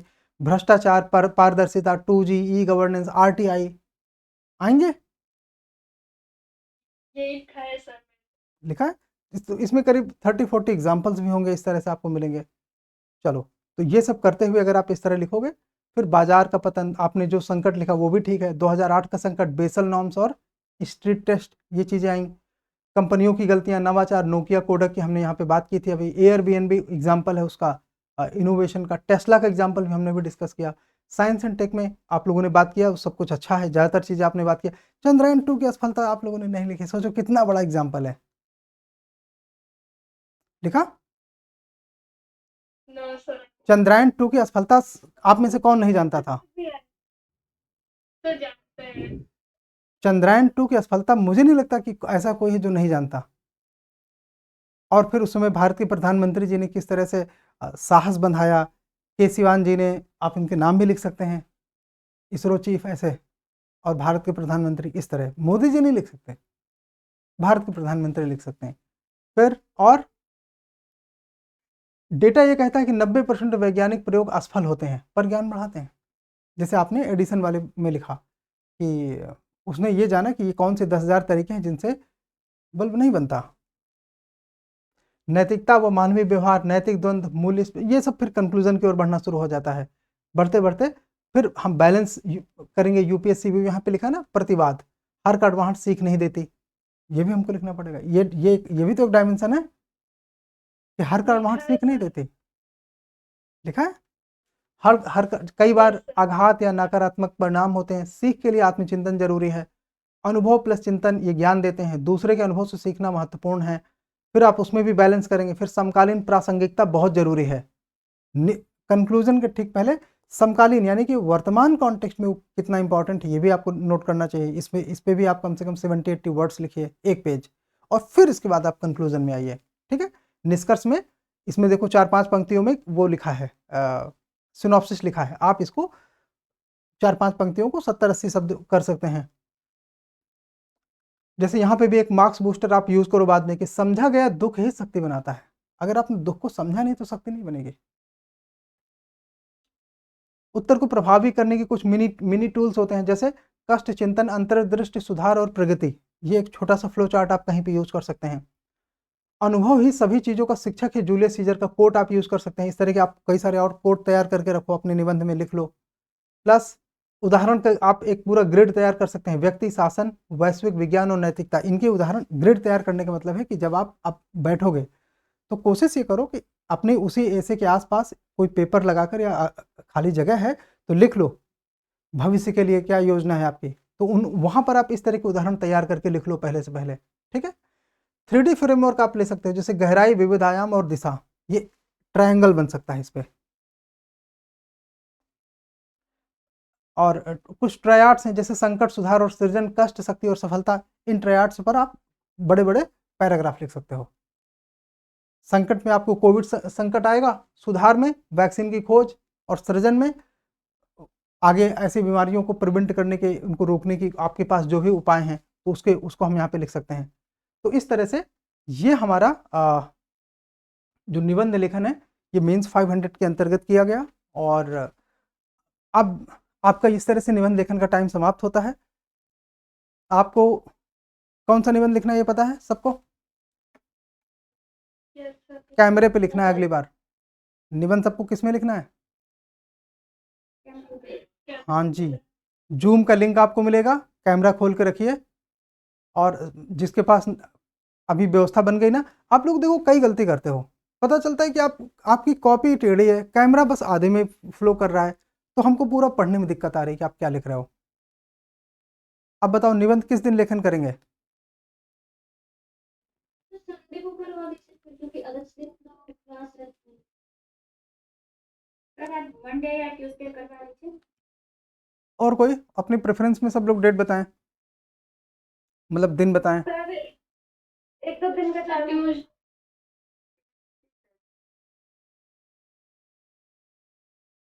ट्यूसडे नहीं, how will be Saturday? Good sir. Sunday हम लोग डिस्कस करते हैं, सैटरडे को ऐसे लिख लें, खत्म करें। जी सर। लेकिन फिर चेक नहीं हो पाएगा, सर नहीं फिर चेक नहीं हो पाएगा, फिर चेक नहीं हो पाएगा। और पहले सर वेडनेसडे वेडनेसडे, सर बीच में हो गए।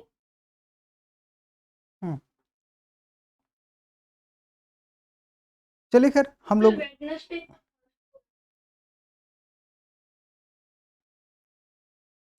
हम सैटरडे करते हैं, रुको सैटरडे करते हैं। और मतलब क्योंकि देखो बाकी जब दिन में क्लास होती है ना, टाइम का कंस्टेंट होता है, सैटरडे हम मोस्ट ऑफ द क्लास में ऑफ रहते हैं।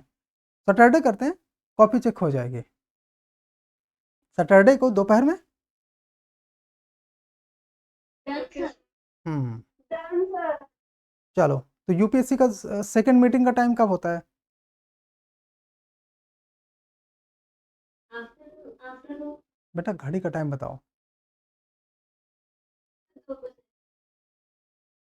तो हम लोग जो है कोशिश करेंगे कि 2 बजे से ही निबंध लेखन शुरू करें, ठीक है। बाकी टाइम थोड़ा ऊपर नीचे होगा तो हम उसमें बताएंगे। शनिवार हमको जो है कंफर्म तौर पर आप फ्राइडे को याद दिलाइए कि शनिवार को जो है निबंध लेखन करना है। 5वां निबंध आप लोग तैयार करके रखिए। मैं आपको 90 मिनट के टाइम में निबंध लेखन का पूरी अपॉर्चुनिटी दूंगा, लेकिन टाइम उतना रहेगा जितना यूपीएससी देता है। आपको 10 मिनट तब भी एक्स्ट्रा मिल गए, 15 मिनट किस बात की कि भाई सिनॉप्सिस तो आप घर में बना सकते हो, यूपीएससी में सिनॉप्सिस आपको हॉल में बनानी पड़ेगी। बिना सिनॉप्सिस के उत्तर आप निबंध लिखोगे, बहुत कम चांस है कि आप अच्छा निबंध लिख लो। वही बच्चा बिना सिनॉप्सिस के अच्छा निबंध लिख सकता है जिसने 30-40 निबंध प्रैक्टिस कर रखे हैं एग्जाम के पहले। तो आप लोग सिनॉप्सिस वगैरह बना के रखो ताकि आपको इस तरह से लिखना हो। और 90 मिनट में आपको टाइम दूंगा, 90 मिनट में आप अच्छा निबंध लिखिए, ठीक है, ऑन कैमरा। और सब लोग ध्यान रखेंगे कि मतलब आपके लेखन में ना पॉजेस बहुत नहीं होने चाहिए। पॉजेस हो रहे हैं मतलब आप कहीं देख रहे हो, हाँ सोचने पे भी पॉजेज आते हैं, तो अगर हमको पॉजेज ज़्यादा दिखेंगे तो फिर हम ना पूरा कैमरा खुलवा लेंगे कि आप लिख रहे हो, हमको पूरा आपको देखना है कि किस तरह से आप लिख रहे हो, आप कब कहाँ देख रहे हो सब। तो ऐसी कोई गलती ना करें ताकि हम सिर्फ कॉपी देखें, ठीक है। चलिए, तो दिन कौन सा डिसाइड हुआ? शनिवार, सैटरडे, ठीक है। सैटरडे का हम करते हैं और संडे की 1 बजे के पहले पहले सैटरडे करेंगे। तो मान लीजिए जब फिक्स टाइम होगा तो सबकी कॉपी एक साथ आ जाएगी, बाद वाले का कोई लफड़ा नहीं है, बाद में लिखो, बाद में तुम्हारा रह जाएगा चेक होने के लिए। ये मानो कि शनिवार तुम्हारा यूपीएससी का एग्जाम हो रहा है, और उसमें तुम लोग निबंध लेखन करो। बराबर है ना, ये ठीक रहेगा? हाँ, तो उसमें ये कि मान लीजिए अगर हमने 1 बजे टाइम रखा तो आप लेट से कि सॉरी 2 बजे टाइम रखा तो ये मान के चलिए 3:30 बजे आपने कर लिया, 4 के पहले पहले सबका आ गया, तो फिर वो रात तक ज़्यादातर लोगों का चेक हो जाएगा। तो शनिवार निबंध लेखन, रविवार उसका डिस्कशन। ठीक, ओके सर। इस आज वाले उससे आप लोग डायमेंशन लिखना थोड़ा सा और सीखना, कितने डायमेंशन हो सकते हैं, जितनी तुम प्रैक्टिस करके रखोगे उतना। अच्छा, ये बहुत आसान है, यूपीएससी सिलेबस डायमेंशन ही तो है पूरा। एक तरफ से जैसे गवर्नेंस, गवर्नेंस आप सोचते हैं तो गवर्नेंस में, सोशल जस्टिस आप सोचते हैं तो भी आपको डायमेंशन मिल जाता। कहीं भी चले जाओ डायमेंशन ही डायमेंशन है। तो आप लोग इसमें अच्छा निबंध लिखो, निबंध की अहमियत समझो। 20 उत्तर लिखने पे 250 नंबर कवर होते हैं, सिर्फ 2 निबंध लिखने पे 250 नंबर कवर होते हैं। उत्तर लेखन में आपको बहुत सारी चीज़ें रट्टे मारने पड़ते हैं, तारीखें। निबंध में कुछ याद नहीं करना है, रट्टे नहीं मारना, आप प्रैक्टिस करते रहो, उतना आपका इन्फॉर्मेशन पूल अभी भी है कि आप अच्छा निबंध लिख सकते हो। इनमें ऐसा कुछ भी नहीं लिखा जो तुमको ना पता हो, सब पता है, लेकिन उसको अपने नंबरों तक टच कराना ये आपकी प्राइमरी रिस्पॉन्सिबिलिटी है। तो जो लोग हाई रैंक के साथ अपना सिलेक्शन लेना चाहते हैं, निबंध को आप एक वेपन समझो कि 150 नंबर मुझे निबंध में चाहिए, मतलब मुझे 75 नंबर निबंध में आने। आज तक किसी के 70 आए हैं? आज तक किसी भी निबंध में? यस सर, फर्स्ट में था ना 75 थे। किसके? तुम्हारे? फर्स्ट में 75, गुड। और किसी की 70 या उससे ऊपर? मुझे 70 किस में? थर्ड में। थर्ड में 70, ओके ओके। और कोई 70 या उससे ऊपर? हमारा लक्ष्य है 140 से 150, मतलब 70 एक निबंध में चाहिए। ये सबको समझ में आ रहा है? Yes sir. गुड। तो आप लोग ये याद रखिए कि 70 या उससे ऊपर लाने के लिए उन गलतियों को ना करिए जिससे कि आपके मार्क्स घटें या घटें। और जिनके बहुत फ्लैक्चुएशन हो रहे हैं उनका देखो एक ही बात है कि आपने चीज़ों को मतलब कंटिन्यूटी में नहीं कर रहे हैं। ठीक, तो थोड़ा सा आप लोग तैयारी करिए। मैंने आपसे क्या कहा, निबंध लिखने के पहले, पेन चलने के पहले तुम्हें जहां से जितना पढ़ना है पढ़ लो, हमें कोई समस्या नहीं। एक बार तुमने पेन उठा लिया तो फिर कहीं नहीं देखना, समझ आया ना? फिर कहीं नहीं देखना। सर हमने जो सिनॉप्सिस रेडी किया है हाँ, उसको देख सकते हैं, लेकिन सिनॉप्सिस का मतलब ये नहीं कि तुमने 8 पेज की सिनॉप्सिस तैयार कर ली हो और छाप दो जाके। फिर हम उसमें अगर तुमको सिनॉप्सिस देखना है तो निबंध लिखने से पहले अपना सिनॉप्सिस भेज दो, ताकि हम देखें कि तुम सिनॉप्सिस ही देख रहे हो कुछ और देख रहे हो। हाँ, अगर तुमको सिनॉप्सिस देखना है, नहीं तुमने नज़र हटाई, तुम्हारा पेन रुका, हम कैमरा खुलवा लेंगे पूरा और तुमको डिस्टर्ब होगा फिर। देखो हमें हमें कोई दिक्कत नहीं, हम यहीं पे तुम्हारे सब कैमरे खुलवा के ऐसे लिखवाएं, हमें उससे कोई समस्या नहीं। लेकिन अभी क्या, हम खुद को ज़्यादा बिजी नहीं करना चाहते कि आप लोग लिखो और हम अपना काम करते रहें। बिकॉज शनिवार के लिए दिन ऑलमोस्ट पूरा दिन लंच डिनर सब मिलाकर हमारी रिसर्च टीम हमारे साथ रहती है, तो इस वजह से हम उसमें ज़्यादा खुद को नहीं इंगेज करना चाहते। बट हम चाहते हैं कि हाँ ठीक है, हम जूम को अपना लिंक ओपन कर देंगे, आप सब लोग अपना अपना आंसर ऐसे राइटिंग करो। और उस टाइम के पहले और बाद में लिखे गए किसी भी निबंध को चेक नहीं किया जाएगा, पहले भी नहीं। जैसे मान लो आप पहले लिखे बैठे हो, उस समय कुछ भी किया और भेज दिया पुराना लिखा लिखाया, तो वो नहीं चल पाएगा। समझ आया ना? हाँ जी, चलिए इस सेशन को समाप्त करने से पहले आपके और कोई क्वेश्चन, कोई क्वेरी किसी भी सब्जेक्ट को लेकर? रुको मैं जरा रिकॉर्डिंग बंद कर देता हूँ, फिर आपकी बातें सुनता हूँ। और जिसको जाना है जा सकते हैं, बिकॉज हमने निबंध का जो करना था कर लिया है। आप लोग बस नॉर्मल चर्चा के लिए रुकेंगे।